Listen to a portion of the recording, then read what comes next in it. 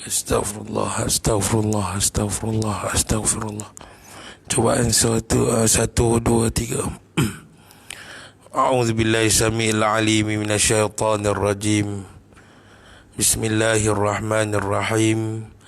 Alhamdulillahi rabbil alamin. Wassalatu wassalamu ala asyrafil anbiya'i wal mursalin, Sayyidina Muhammadin wa ala alihi wa sahbihi ajma'in.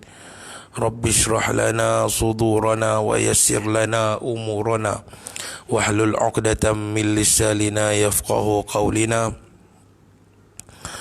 Allahumma salli salatan kamilah wa sallim salaman tamman ala sayyidina Muhammadin alladhi tanhallu bihil 'uqad wa tanfariju bihil kurab wa tuqda bihil hawaij wa tunalu bihil raghaib wa husnul khawatim wa istasqal ghamamu biwajhihil karim wa ala alihi wa sahbihi fi kulli lamhatin wa nafasin bi'adadi kulli ma'lumin lak. Subhanaka la ilma lana illa ma 'allamtana innaka antal alimul hakim. Wala hawla wala quwwata illa billahil aliyyil azim. Bismillahi ma syaa Allah la yasuqul khaira illa Allah. Bismillahi ma syaa Allah ma kana min ni'matin fa min Allah. Bismillahi ma syaa Allah la yasrifu su'a illa Allah. Bismillahi ma syaa Allah la hawla wala quwwata illa billah.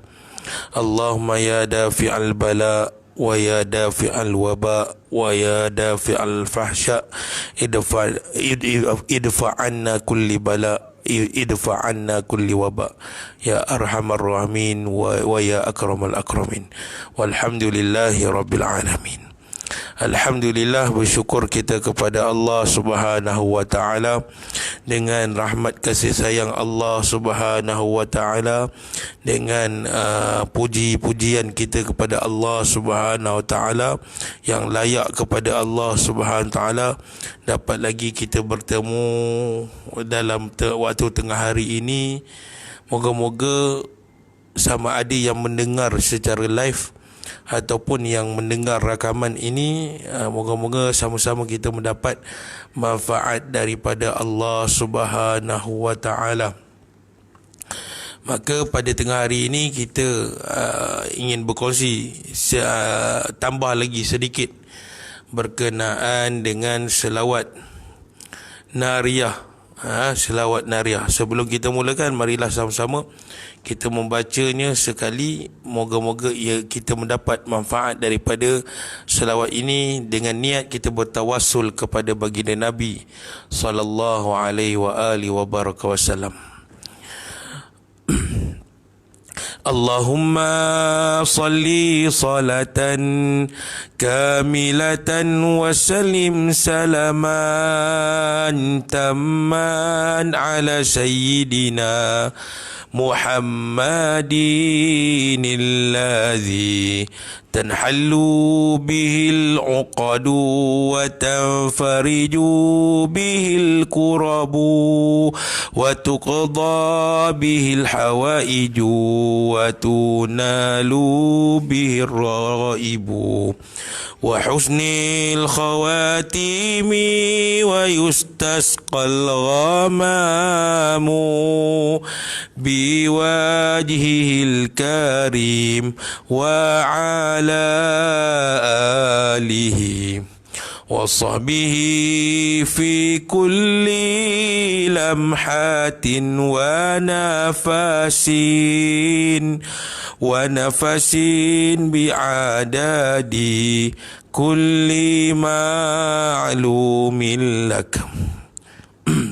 Alhamdulillah, moga-moga dengan kita membaca selawat nariyah ini kita dapat keberkatan daripada Allah Subhanahu wa taala melalui apa yang ada pada baginda Nabi sallallahu alaihi wasallam. Maka sahabat-sahabat sekalian, hari ini kita nak sambung perbincangan kita. Masih lagi kita berada di permohonan kita yang pertama, dalam selawat nariyah ini kita ada 6 permohonan seperti mana yang saya jelaskan, dan kita masih berada di permohonan kita yang pertama kepada Allah Subhanahu Wa Taala. Permohonan-permohonan ini adalah secara directnya memang kita mohon pada Allah Ta'ala, kerana Allah Subhanahu Wa Ta'ala lah yang memberikan, yang menyelesaikan, yang memenuhkan hajat-hajat hamba-hambanya. Tetapi kita melalui siapa dia? Melalui keberkatan baginda Nabi SAW. Para sahabat, ramai para sahabat bertawassul dengan baginda Nabi SAW. Ada yang bisu, tetapi bila berjumpa dengan Rasulullah, Rasulullah mendoakan kebaikan orang itu, maka sejak daripada didoakan oleh Rasulullah sehingga dewasa, tidak pernah lagi sahabat yang bisu itu tidak boleh berbicara. Daripada start hari Nabi doa, dia boleh berbicara sampailah dia meninggal dunia. Maka tidak ada masalah. Sahabat-sahabat Nabi pun bertawasul kerana tahu pada baginda, pada diri baginda, pada batin baginda ini mempunyai keberkatan yang sangat besar. Kita hidup juga kerana di atas keberkatan dan doa baginda Nabi SAW. Kita tidak ditimpa oleh Allah Subhanahu Wa Taala dengan azab yang direct seperti mana kaum-kaum yang sebelum ini. Kaum-kaum sebelum ini contohnya kaum Nabi Lut, kaum Nabi Musa, iaitu Fir'aun dan kuncu-kuncunya, seperti kaum Nabi Ibrahim dan lain-lain lagi. Mereka ini apabila membuat dosa, mereka ini diazab oleh Allah terus direct, tak ada ni tanpa ada halangan. Maka Allah menerima doa Nabi SAW supaya ditangguhkan azab umat akhir zaman ini di yaumul qiyamah, di hari kiamat nanti. Maka Allah menerima doa Nabi. Kerana doa Nabi itulah kita ini tersimpan, tertangguhnya azab-azab kita. Subhanallah. Kalaulah bayangkanlah, waktu itu Allah memang takdirkan tak nak menerima doa Nabi itu, sebab Allah nak menunjukkan kekuasaannya kepada umat akhir zaman. Bayangkan hari ini disebabkan corona virus ini pun seluruh manusia jadi takut untuk keluar ke rumah, takut dengan pelbagai alasan. Apatah lagi kalau Allah mengazab umat ini dengan, tetapi melalui keberkatan Rasulullah, maka tersimpan, tertangguhlah. Dan itu semuanya takdir Allah, yang mana Allah memang berkehendak untuk menangguhkan azab umat akhir zaman. Jadi alhamdulillah, itu juga merupakan salah satu daripada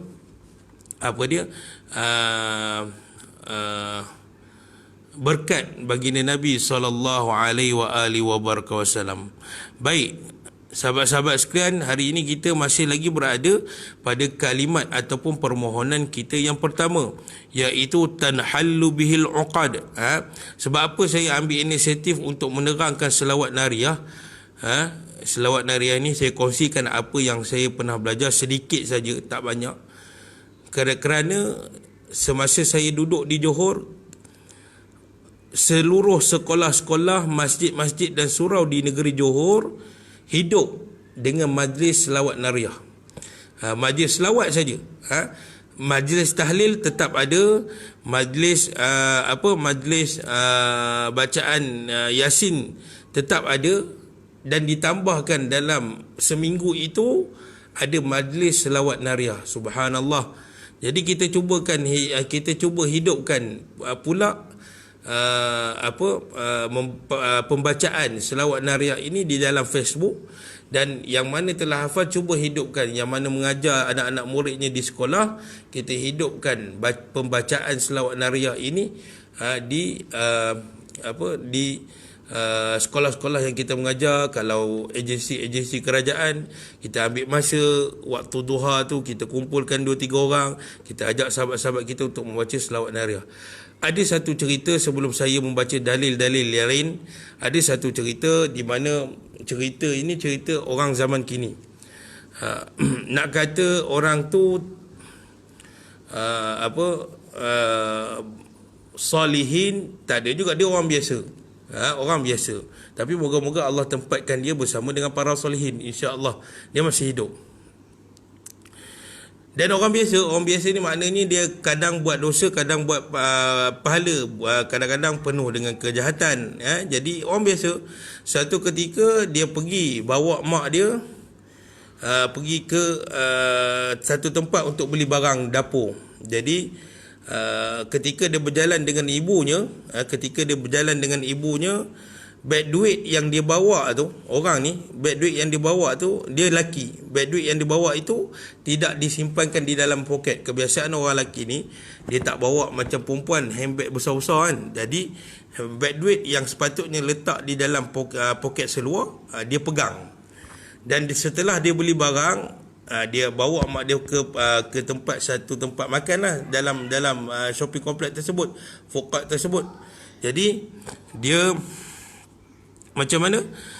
Dia letakkan beg duitnya itu di atas meja makan, dan dalam hatinya dia berkata, ni cerita yang kita nak tengok keberkatan selawat ni.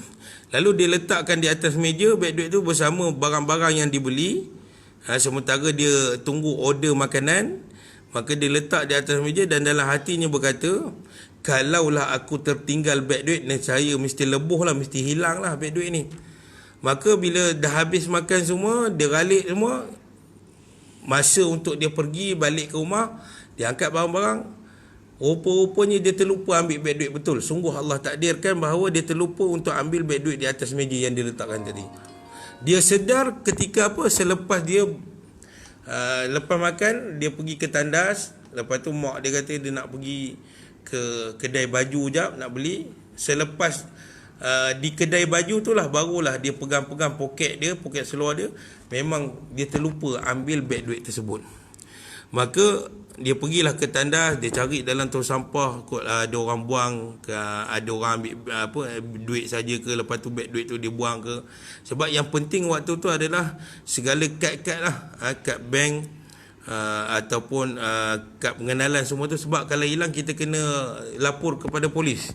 Jadi bila dia keluar kembali daripada tandas setelah cari dalam tong sampah di shopping complex tersebut, dia tanya kepada cleaner bangla yang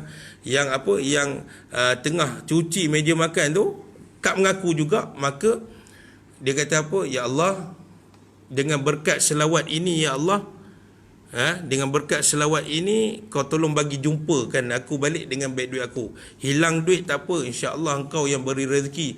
Tetapi cuma aku nak beg duit, kad pengenalan dan kad bank yang lain. Maka dia pun baca selawat, tetapi bukan selawat nariah ni. Dia baca Allahumma salli ala sayyidina Muhammad. Ya Allah, aku berselawat ke atas baginda Nabi SAW. Sekali je. Maka dia pun pasrah, tak jumpa, dah tanya cleaner pun tak ada, tak nak mengaku. Maka dia pun start enjin kita, bawa barang-barang semua tu, bawa mak dia balik. Dalam perjalanan dia nak balik ke rumah, belum sampai lagi, satu balai polis di satu tempat ini telefon dia. Cik, dia bagi tahulah nama cik, nama cik sekian-sekian. Cik ada hilang beg duit ke? Masya Allah, bagaimana balai polis daripada tempat shopping complex yang jauh, dan dijumpai beg duit itu di balai polis di tempat kediamannya. Maka balai polis tu pun telefon, cik ada hilang beg duit. Maka laki ni pun mengaku bahawa ya, saya ada hilang beg duit. Di mana? Dan dia bagi tahu, dia bagi tahu bahawa saya hilang sekian. Lalu pegawai polis yang telefon tu pun bagi tahu, cik sila datang ke balai polis dan ambil beg duit encik. Subhanallah. Dengan mungkin asbab orang itu membaca selawat ke atas baginda Nabi SAW menyebabkan Allah bantu. Bukanlah Nabi datang bawa beg duit kita pergi serah ke balai polis, tidak. Tetapi dengan keberkatan yang ada pada baginda, kita sebutkan keberkatan baginda itu apa dia? Kita selawat ke atas baginda Nabi SAW, menyebabkan Allah dan takdir Allah itu juga, Allah membantu untuk orang itu berjumpa dengan beg duitnya yang hilang. Duit memang hilang, tetapi kad bank semua dan kad pengenalan semua masih lengkap lagi. Subhanallah. Ini keberkatan yang Allah buat apabila seseorang itu membaca selawat ke atas baginda Nabi SAW, dan semua itu adalah takdir daripada Allah Subhanahu Wa Taala. Maka tuan-tuan, hari ini kita nak kongsi dalil yang kedua yang membolehkan kita membaca selawat nariyah. Ada tak dalil kuat, dalil yang membenarkan kita untuk membaca selawat nariyah? Maka inilah dalilnya. Dan kita masih berada di kalimah yang kedua, kalimah yang pertama, iaitu tanhallu bihil uqad. Segala ikatan boleh terlepas disebabkan kehadiran Nabi SAW. Maka dalil yang kedua ini, yang mana guru kami menulisnya dan menukilkan hadis Nabi SAW, iaitu Rasulullah SAW mengajak berbicara seorang bayi yang baru lahir. Subhanallah. Kita kalau tengok zaman sekarang, cuba tuan-tuan pergi ke, kalau ada saudara ke, kalau isteri kita ke, ataupun kakak kita ke yang baru melahirkan anak, cuba tuan-tuan pergi ziarah. Tapi sekarang tak boleh lah kan, disekat untuk menziarahi sahabat-sahabat ke siapa-siapa yang ada di hospital. Tetapi cuba tuan-tuan tengok bayi yang kecil, cuba bercakap dengan dia. Adakah bayi itu fasih untuk berkata-kata? Mustahil tidak. Tetapi dengan kedatangan Rasulullah, Allah menjadikan seorang bayi ini boleh bercakap di zaman Rasulullah. Ini takdir Allah Ta'ala. Perkara harus yang Allah boleh buat. Sama ada Allah boleh jadikan bayi itu boleh bercakap ataupun tidak boleh cakap. Maka Rasulullah mengajak seorang bayi ini yang baru lahir untuk berbicara dengan Rasulullah SAW. Qala al-musannifu, berkatalah pengarang ini melalui hadis Nabi SAW, an Mu'arrid ibni Mu'aykib al-Yamani radhiyallahu anhu qala hajjatu hajjatal wada' fadakhaltu daran bi Makkah fara'aitu fiha Rasulullah sallallahu alaihi wasallam wa wajhuhu mithlu daratil qamar wa sami'tu minhu ajaba ja'ahu rajulun bi ghulamin yawma wulida faqala lahu Rasulullah sallallahu alaihi wasallam ya ghulam man ana. Subhanallah. Ini perbualan Nabi dengan manusia yang baru dilahirkan. Nanti kita akan pergi ke satu hadis yang mana Nabi bercakap dengan biawak. Nabi bercakap dengan ibu rusa. Subhanallah. Ya ghulam, man ana? Qala anta Rasulullah. Qala, berkatalah bayi itu, anta Rasulullah. Qala sadaqta barakallahu fika. Thumma innal ghulama lam yatakallam ba'da dhalik hatta shabba. Qala abi fakunna nusamihi mubarakul yamamah. Iaitu hadis ini daripada Mu'arid bin Mu'akib Al-Yamani radhiyallahu anhu, seorang sahabat Nabi. Aku menunaikan haji wada', lalu aku memasuki rumah Mekah, iaitu aku mengerjakan haji, lalu aku memasuki Mekkatul Mukarramah. Aku melihat di satu sudut Rasulullah SAW berada di situ dan wajahnya seperti bulatannya rembulan. Subhanallah. Bagaimana sahabat ini menyayangi Rasulullah sallallahu alaihi wasallam. Mereka ini, kata guru kami, sahabat-sahabat besar ni yang berumur ni, sahabat-sahabat Nabi yang berumur ni, apabila duduk di dalam majlis Nabi sallallahu alaihi wasallam, mereka ini tidak mampu mengangkat kepala mereka dan menatap wajah Nabi secara direct. Maknanya sahabat-sahabat besar Nabi yang berumur ni, yang tua-tua ni, tidak sanggup untuk mengangkat kepala mereka dan melihat wajah Nabi lama. Dan kebanyakan sahabat-sahabat Nabi yang masih kecil sahaja yang meriwayatkan tentang Syama'ilul Muhammadiyah. Maka kenapa para sahabat yang besar-besar ni tidak mampu untuk mengangkat wajah mereka melihat wajah Nabi SAW? Subhanallah, wajah Nabi ni bukan macam wajah hantu, dan syaitan tak boleh menyerupai baginda Nabi SAW. Tapi kenapa sahabat-sahabat besar Nabi ini tidak mampu mengangkat kepala mereka dan menatap wajah Nabi SAW terlalu lama? Maknanya mereka hanya mampu macam mana? Angkat kepala, tengok kejap, lepas tu tunduk balik.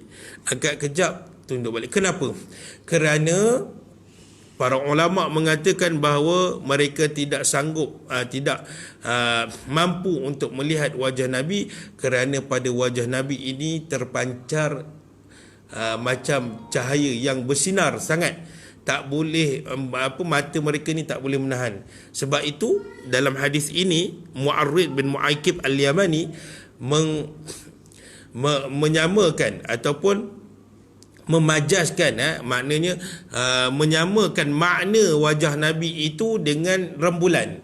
Setengah ulama mengatakan wajah Nabi ni umpama matahari. Kerana apa? Kerana matahari kan kita tak boleh tengok secara direct, tapi bulan, kalau kita ambil kerusi malas duduk di rumah, di luar rumah kita, kita tengok wajah bulan lama-lama pun mampu lagi mata kita menahan. Tetapi cuba tuan-tuan duduk di luar rumah waktu panas dan letak kerusi malas, tengok wajah matahari, nescaya mata kita tidak dapat menampung kepekatan dan kecerahan cahaya matahari tersebut. Begitulah keadaan sahabat-sahabat baginda Nabi SAW ketika melihat wajah baginda Nabi SAW. Maknanya sangat berseri wajah itu, cahaya yang terpancar daripada wajah Nabi SAW. Maka Mu'arrid bin Mu'aikib Al-Yamani mengistilahkan wajah Nabi ini bersinar seperti rembulan yang mengambang. Subhanallah. Kalau kita tengok bulan yang mengambang pun cantik kan. Kadang-kadang bulan mengambang ni jarang timbul sampai di pertengahan bulan, di pertengahan bulan Hijrah barulah kita nampak, baru kita rasa bulan mengambang. Itu pun kita takjub.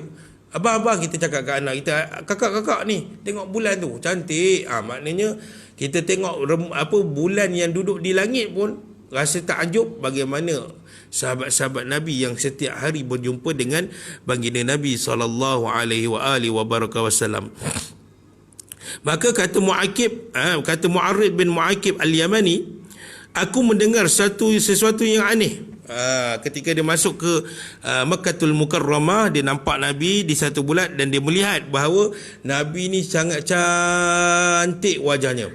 Dalam hadis Nabi SAW, Nabi menyebut Nabi Yusuf ini adalah separuh daripada kecantikanku. Subhanallah. Nabi Yusuf yang diceritakan oleh Allah Subhanahu Taala dalam Al-Quran, yang bahawa apabila perempuan-perempuan ini melihat wajah Nabi Yusuf, maka terhirislah jari-jari mereka kerana ketampanan Nabi Yusuf. Maka Nabi sebut dalam hadis bahawa yang bermaksud bahawa Nabi Yusuf ini adalah separuh daripada kecantikanku. Maknanya yang lebih tampan, yang lebih handsome, yang lebih cantik adalah baginda Nabi SAW. Tak habis lagi tu. Itu baru sikit hadis baru kita bicarakan dalam menceritakan tentang wajah Nabi. Macam mana kita nak dapat cerita-cerita ni? Tuan-tuan boleh beli kitab Syama'ilul Muhammadiyah yang dikarang, yang dihimpunkan oleh Imam Tirmizi rahimahullah ta'ala. Maka Mu'arrid bin Mu'aikib ni, dia lihat wajah Nabi dan dia umpamakan wajah Nabi ni seperti rembulan. Kemudian dia mendengar satu yang aneh. Seorang lelaki dari penduduk Yamamah datang berjumpa dengan beliau membawa seorang bayi lelaki yang lahir pada hari itu. Maknanya dia tengok keadaan pada waktu itu, dia masuk Masjidil Haram, dia tengok Nabi dan dia umpamakan wajah Nabi ini umpama rembulan. Maka dia tengok kejadian itu. Kejadian apa? Seorang lelaki daripada penduduk Yamamah datang berjumpa Nabi dan membawa bayi yang kecil, berjumpa dengan Nabi SAW. Lalu Rasulullah SAW terus tanya kepada bayi tersebut. Nabi SAW berjumpa, ataupun seorang lelaki Yamamah ni datang masuk ke Masjidil Haram, berjumpa dengan Nabi SAW. Terus Nabi tanya kepada bayi tersebut. Nabi saja ajak bayi itu untuk bercakap dengan Rasulullah sallallahu alaihi wasallam. Maka Nabi bertanya kepada bayi tersebut, "Man ana?" Nabi tanya dalam bahasa Arabnya man ana. Dalam bahasa Melayunya apa dia? Siapakah aku wahai bayi? Maka dengan takdir Allah Subhanahu wa taala, bayi itu menjawab, "Engkau Rasulullah." Engkau Rasulullah. Tuan-tuan, di sini apa manfaat yang kita boleh dapat daripada peristiwa ini? Adalah seluruh umat manusia, seluruh ciptaan Allah ini, bila datang Nabi SAW wujud di muka bumi ini, seluruh para nabi, seluruh umatnya dan seluruh ciptaan Allah yang lain daripada manusia ini mengakui tentang kerasulan baginda Nabi SAW. Maka di sini kita ketahui bahawa orang yang tidak mengakui bahawa Rasulullah SAW ini sebagai pesuruh Allah, maka dia tidak mematuhi apa yang diajarkan oleh Allah Subhanahu wa taala di dalam Al-Quran, kerana pengakuan ini telah disebut oleh para nabi terdahulu dengan kalimah apa? Kalimah la ilaha illallah Muhammadur Rasulullah, daripada Nabi Adam sampai Nabi Isa. Maknanya daripada Nabi Adam sehingga Nabi Isa, mereka ini para nabi dan rasul ini mengakui kedatangan baginda Nabi SAW, sedangkan pada waktu itu baginda Nabi SAW tidak wujud lagi. Maka berkatalah bayi itu menjawab persoalan baginda Nabi SAW. Bila ditanya kepada bayi itu, "Wahai bayi, siapa aku?" Maka bayi itu pun menyebut, "Engkau Rasulullah." Beliau bersabda, maka Nabi pun bersabda kembali, Nabi pun bercakap kembali setelah bayi itu mengakui bahawa Nabi ini Rasul Allah. Maka Nabi menjawab, "Kamu adalah benar." Nabi sebut kepada bayi tersebut, "Kamu adalah benar. Kata-kata dan jawapan kamu itu adalah benar. Semoga Allah memberkatimu." Maka Mu'arid berkata, Mu'arid ni sahabat Nabi yang buat haji tadi, yang masuk ke dalam Mekah Al-Mukarramah ni, yang mengumpamakan wajah Nabi ni dengan rembulan. Maka dia berkata, kemudian bayi itu tidak berbicara lagi setelah kejadian itu sampai besar. Kami menyebut anak itu sebagai Mubarak Al-Yamamah, orang yang diberkati di negeri Yamamah. Subhanallah. Ini satu keajaiban dan satu mukjizat yang Allah nak tunjukkan kepada kita bahawa Nabi SAW ini diutuskan oleh Allah Subhanahu Wa Taala sebagai Nabi Rahmah, seperti mana yang Allah sebutkan dalam Al-Quran, "Wa ma arsalnaka illa rahmatan lil alamin."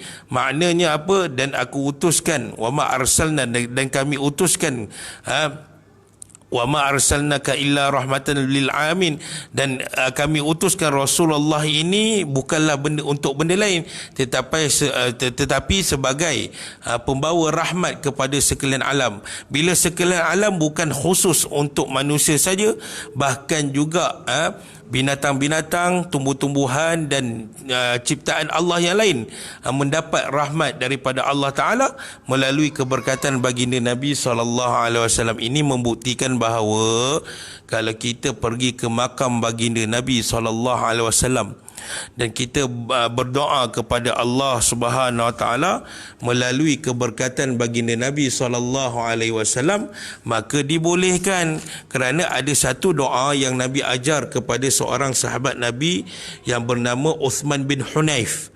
Uthman bin Hunayf ini pada zaman ini diceritakan oleh guru kami. Uthman bin Hunayf ini salah seorang sahabat yang hidup pada zaman Rasulullah, dan cerita ini dijaharkan, maknanya diceritakan lagi ketika ianya berlaku ketika pada pemerintahan zaman Khalifah Sayyidina Uthman bin Affan, yang mana ada seorang sahabat Nabi SAW, iaitu nama Uthman juga, Uthman ibnu Hunayf, yang mana ketika itu Uthman bin Hunayf ini dia telah berjumpa dengan seorang lelaki, seorang lelaki yang dalam keadaan sedih.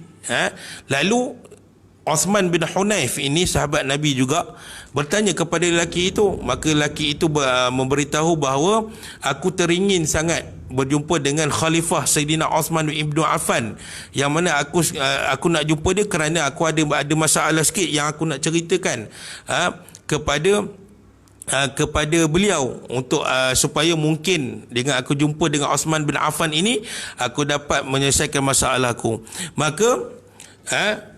Maka Osman bin Hunaif ini mengajar kepada lelaki yang sedih tadi itu dengan beberapa ajaran ataupun dengan beberapa amalan yang mungkin dengan dia membaca ini, mungkin dengan dia buat ini, dia boleh berjumpa dengan Sayyidina Osman ibn Affan, kerana Sayyidina Affan pada ketika itu sangat sibuk menguruskan masyarakat ketika itu. Bukanlah kerana Sayyidina Osman bin Affan ini mementingkan jawatan sehingga tidak melayan rakyat-rakyatnya, bukan. Subhanallah, sahabat-sahabat Nabi bukan sebegitu, tetapi kerana kesibukan menguruskan masyarakat. Subhanallah, tengok keadaan macam tu. Sehinggalah lalu Osman bin Hunaif ini mengajar kepada lelaki yang sedih itu beberapa amalan, yang mana Osman bin Hunaif ini mengajar kepada lelaki itu apa dia? Mengajar supaya lelaki itu pergi ambil wuduk dan solat 2 rakaat, solat sunat 2 rakaat. Dan Osman bin Hunaif ini mengajar kepada lelaki yang sedih itu dengan doa. Maka dibacakan doa ini, iaitu Allahumma inni as'aluka wa atawajjahu ilaika binabiyyika Muhammadin nabiyyir rahmah ya Muhammad inni atawajjahu bika ila rabbi fi hajati lituqdali. Apa makna dia? Ya Allah, saya mohon daripada kamu dengan nabi kamu Muhammad sallallahu alaihi wasallam, nabi pembawa rahmat. Wahai Muhammad, saya bermohon daripada Allah Subhanahu wa taala dengan kamu supaya Allah memberikan saya keperluan, maka tunaikanlah. Maka di sini nak bagi tahu bahawa sahabat Nabi sallallahu alaihi wasallam iaitu bernama Osman bin Hunaif ini bertawassul kepada baginda Nabi sallallahu alaihi wasallam. Maknanya dibolehkan ataupun tidak? Maka dibolehkan untuk kita bertawassul dengan baginda Nabi sallallahu alaihi wasallam. Maka diajarlah beberapa amalan kepada lelaki yang sedih ini, dan bila pulang lelaki yang sedih itu pulang ke rumah, dia buat apa yang diajarkan oleh Osman bin Hunaif ini. Maka selesai dia buat, dia pergi terus ke rumah Sayyidina Osman Ibn Affan, dan penjaga pintu rumah Sayyidina Osman bin Affan ini menarik terus masuk ke dalam rumah Sayyidina Osman. Maka bila berada di dalam rumah Sayyidina Osman ni melayani lelaki yang sedih tadi, bertanya kepada dia, apa masalah kamu, apa benda yang boleh aku tolong kamu, sehinggalah selesai. Maka lelaki itu keluar dan berjumpa balik kepada sahabat Nabi yang bernama Osman bin Hunaif. Maka lelaki yang sedih ini mendoakan kepada Osman bin Hunaif, wahai Osman bin Hunaif, aku mendoakan engkau mendapat keberkatan daripada Allah Subhanahu taala kerana engkau telah tolong aku bagi tahu kepada khalifah kita Sayyidina Osman ibn Affan.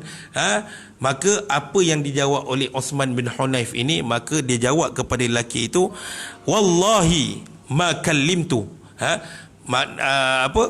Osman bin Hunaif ni menjawab balik kepada lelaki itu yang memuji dia kerana telah bagi tahu kepada Sayyidina Osman, kerana dah tolong aku supaya aku boleh berjumpa dengan Sayyidina Osman. Maka Sayyidina Osman bin Hunaif ini, sahabat Nabi yang lain, Osman sama nama tapi Osman bin Hunaif ni dia kata apa? Wallahi, aku demi Allah, aku tak pernah pun cakap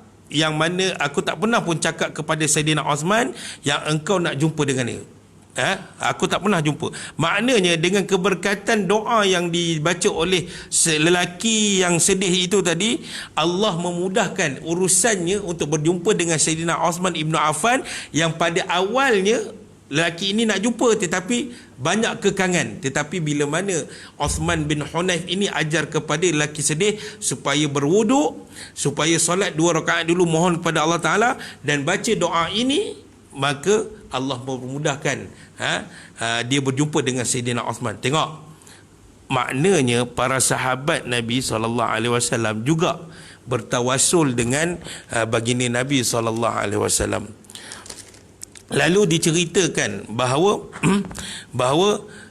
dari manakah Uthman bin Hunayf ini dia mendapat doa ini. Maka Uthman bin Hunayf pun dia menceritakan bahawa aku mendapat doa ini satu ketika aku duduk di dalam majlis Rasulullah, datanglah seorang lelaki buta berjumpa dengan Rasulullah, maka dia mengadu kepada Rasulullah, ya Rasulullah, aku ada masalah sikit nak mengadu kepada engkau tentang penglihatan aku. Dia buta, dia mengadu kepada Rasulullah, dia mengadu, aku ni banyak susahkan orang, jadi aku nak minta doa kepada engkau ya Rasulullah, supaya engkau pulihkan, minta kepada Allah Ta'ala supaya Allah pulihkan penglihatan aku, supaya aku tidak menyusahkan orang. Maka Nabi sebut kepada lelaki yang buta ini, in syi'ta sabarta wa in syi'ta da'autuka lak. Nabi bertanya kepada lelaki yang buta ni, adakah engkau nak sabar dengan di atas dugaan yang Allah berikan, ujian yang Allah berikan kepada kamu, ataupun nak aku doa kepada engkau kepada Allah Ta'ala? Maka berkatalah lelaki itu, ya Rasulullah, innahu syaqqa alayya zahabu basari wa laysa liqa'id. Dia kata apa? Ya Rasulullah, aku telah jenuh dengan penglihatan aku ni, menyebabkan aku susah untuk pergi mana, dan aku takut menyusahkan orang lain untuk bawa aku pergi ke mana-mana. Maka Nabi kata dekat lelaki yang buta ini, okey, aku boleh doakan untuk kau, tetapi kau kena buat kepada Allah Ta'ala ni 2 perkara. Kau pergi ambil wudu, lepas tu kau solat 2 rakaat, kemudian kau bacalah doa ini. Maka doa ini doa apa? Doa inilah doa yang kita bacakan tadi. Apa dia? Yang diajarkan oleh Uthman bin Hunayf kepada lelaki yang sedih tadi.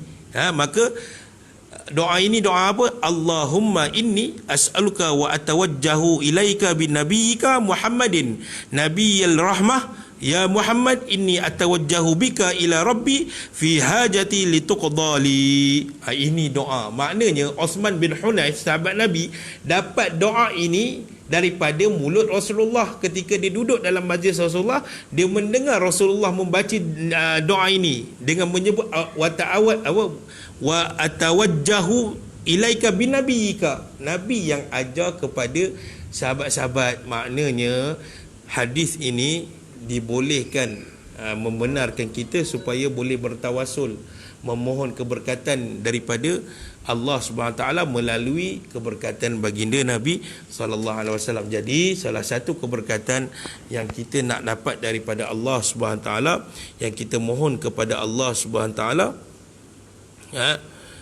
adalah kita banyakkan selawat ke atas baginda Nabi sallallahu alaihi wasallam. Tolaklah fahaman-fahaman yang tidak menyokong kita untuk berselawat. Tuan-tuan nanti tengok, percayalah, bila tibanya tarawih, kalau diizinkan oleh Allah Subhanahu taala untuk kita membuat solat tarawih secara berjemaah, moga-moga Allah angkatkan bala ini, Allah angkatkan wabak ini, dan membolehkan kita kembali ke rumah Allah Subhanahu taala, ke surau dan masjid, untuk kita beribadah bersama-sama secara berjemaah. Tuan-tuan percayalah, ada di kalangan golongan yang tidak menerima untuk kita buat solat tarawih diselangi dengan selawat. Sedangkan selawat yang kita baca setiap kali 2 rakaat tarawih itu bukanlah termasuk di dalam solat, tetapi ia satu amalan kebaikan berselawat ke atas Nabi SAW.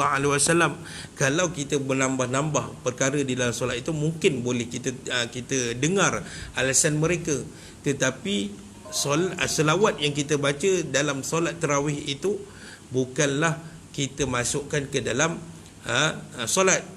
Tapi mustahil dalam solat tak ada selawat. Kerana apa? Syarat sah untuk solat ini diterima ini, solat kita diterima ini, dalam rukun solat, apa dia? Antaranya kita membaca selawat ke atas Nabi SAW.